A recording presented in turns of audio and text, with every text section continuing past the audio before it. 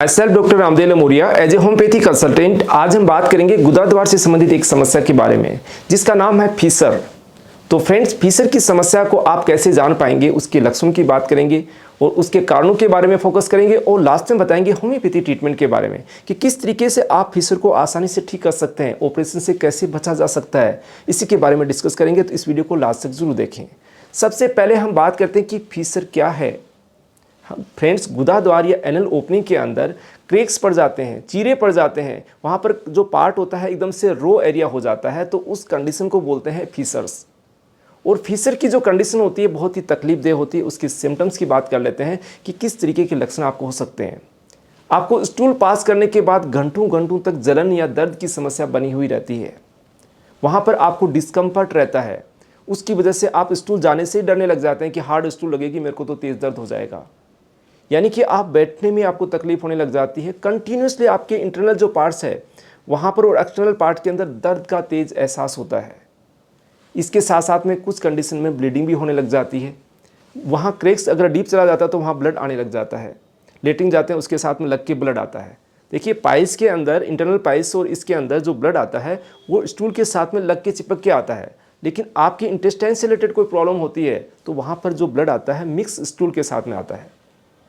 अब खास इसके अलग और सिम्टम्स क्या हैं, जब आपको एनल ओपनिंग के अंदर क्रैक्स या चीरे पड़े हुए हैं वहाँ पर आपको हल्का हल्का म्यूकस जैसा डिस्चार्ज भी हो सकता है, या फिर लंबे समय से अगर आपको क्रैक्स की समस्या है तो उसके फ्लेप्स बनने लग जाते हैं, उसके मार्जिन्स बनने लग जाते हैं, जिसकी वजह से वो जो क्रैक्स है जुड़ नहीं पाता है, वो ठीक नहीं हो पाता है, वो लंबे समय से आपको बार बार परेशान करता रहता है।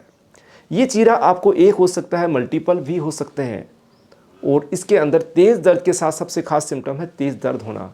अगर गुदा द्वार में आपको लंबे समय से समस्या है तो आपको फीसर की समस्या हो सकती है। अब बात करते हैं कि इसके कारण क्या हो सकते हैं। कारणों की किस लिए बात कर रहे हैं, क्योंकि कारण को अगर आप नहीं जानेंगे तो इसका प्रॉपर ट्रीटमेंट नहीं हो पाएगा।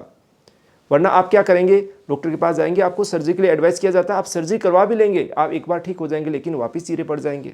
क्योंकि चीरों को कैसे रोका जा सकता है, कहीं ना कहीं आपके डाइजेशन से संबंधित या कोई अंदर समस्या चल रही है जिसके कारण उस पार्ट में चीरे पड़े हैं। वरना आपको पहले तो नहीं पड़े, वो दिक्कत होने के बाद ही क्यों ये समस्या हुई, तो इसका कोई ना कोई कारण है। सबसे मुख्य कारण है डाइजेशन सिस्टम। क्योंकि डाइजेशन सिस्टम में कोई भी दिक्कत आने के कारण आपके एनल पार्ट के अंदर ड्राइनेस पैदा होती है, सूखापन पैदा होने लग जाता है, जिसके कारण आपका हल्की सी लेटरिन भी अगर हार्ड आती है तो उस कारण चीरे पड़ जाते हैं। अगर आपको लंबे समय से कब्ज की समस्या है, हार्ड स्टूल लग रहा है, तो भी आपकी उस पार्ट के अंदर स्ट्रेचिंग हो जाती है, बहुत ज़्यादा स्ट्रेचिंग हो जाती है, तो उस कारण भी चीरे पड़ जाते हैं और वो एनल फीसर का रूप लेने लग जाता है। अब आपने देखा होगा कि हार्ड स्टूल के साथ ही एनल फीसर हो सकता है फ्रेंड्स। सॉफ्ट स्टूल के साथ भी आपको चीरे हो सकते हैं, या फिर आपको लूज मोशन अगर लग रहे हैं तो भी आपको एनल फीसर की समस्या हो सकती है। वो क्यों? कारण आपका है कि कहीं ना कहीं आपको इंडाइजेशन की प्रॉब्लम है, आपका फूड अच्छी तरीके से डाइजेस्ट नहीं हो पा रहा है, उसके जो एसिड्स होते हैं वो इतने ज़्यादा शार्प हो जाते हैं कि उस पार्ट को डैमेज करते हैं, वहाँ पर फीसर डेवलप करने लग जाते हैं। तो बार बार आप जाएंगे, टॉयलेट में बैठेंगे, बार बार अनडाइजेस्टेड स्टूल पास होगी तो वहाँ पर आपको एनल फीसर की समस्या हो सकती है। अब ये समस्या है, आप लगातार डिस्कम्फर्ट में हैं, लगातार बार बार अलग अलग तरीके की दवाइयाँ इस्तेमाल करते हैं, कुछ टाइम के लिए ठीक रहती है समस्या, फिर वापस बन जाती है।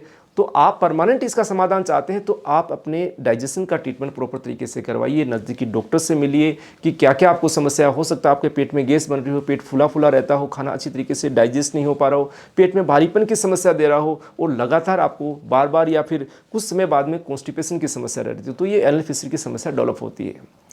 इस चीज़ को परमानेंटली ठीक करने के लिए आप होम्योपैथी ट्रीटमेंट की हेल्प ले सकते हैं, क्योंकि होम्योपैथी की जो मेडिसिन होती है, दवाइयाँ होती है, वो आपके रूट कोज को ठीक करने में आपकी मदद करते हुए इनको परमानेंटली ठीक करती है।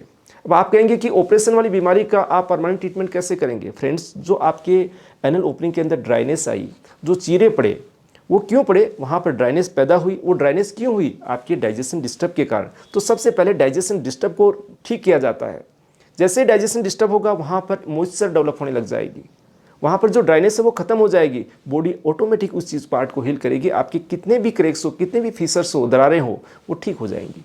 तो उसके अंदर आप मेडिसिन की हेल्प ज़रूर लीजिएगा।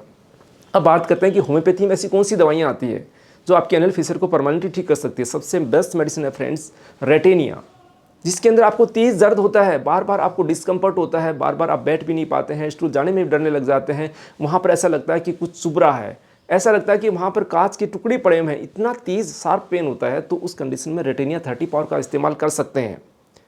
कई बार क्या होता है कि आपके एनल फिशर वाले पार्ट के अंदर डिस्चार्ज सा देखने को मिलने लग जाता है, वहाँ पर कंटिन्यूस आपकी जो अंडर जो गारमेंट्स होते हैं वो चिपकने लग जाते हैं, वहाँ पर डिस्चार्ज होता है तो डिस्कम्फर्ट का एहसास होता है। तो उन कंडीशन के अंदर आप पियोनिया ऑफिसिनेलिस का इस्तेमाल कर सकते हैं। अगर स्टिकी डिस्चार्ज है, पानी जैसा डिस्चार्ज है, कई बार आपको पस भी वहाँ बन जाती है, घाव बन जाता है, तो उस कंडीशन में पियोनिया सबसे बेस्ट मेडिसिन है।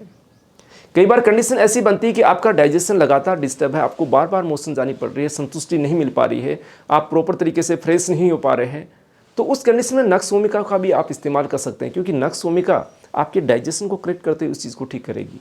तो आप नक्स भूमिका आज के टाइम की सबसे बेस्ट मेडिसिन है, क्योंकि खान पान में हम सावधानी नहीं बरत रहे हैं, खाने पीने के अंदर भी सावधानी नहीं बरतते हैं, ऐसी ड्रिंक का इस्तेमाल करते हैं, अल्कोहल का इस्तेमाल करते हैं, बहुत ज़्यादा स्मोकिंग करते हैं, तो इन कंडीशन के सबसे बेस्ट मेडिसिन है नक्स भूमिका।